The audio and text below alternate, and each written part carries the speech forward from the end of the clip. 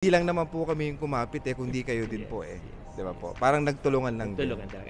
I mean, I just want to highlight yung tulungan because this immigration process, it's a collaboration of between you and the agency. Kasi kung wala ka, wala kami, wala to. Wala tong product na to. Itong nakaapak ka sa Canada. Because you did your part, we did our part as well. It's a collaboration.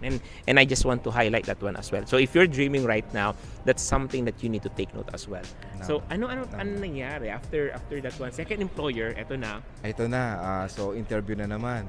May So, preparation pa yan tayo, preparation diba? kasi iba naman yung unang employer at saka iba yung ngayon And I think nakausap kita several times doon sa Zoom meeting because we have interview preparations, Yes. 'di ba? May mga coaching program pa tayong mga ginagawa, 'di ba? Yes, opo nga pala. Yun Yeah. na. So bago kami isinasalang, which is good na nag-aano ka, parang binibigyan niyo po kami ng advice kung ano yung mga pwede namin isagot sa employer.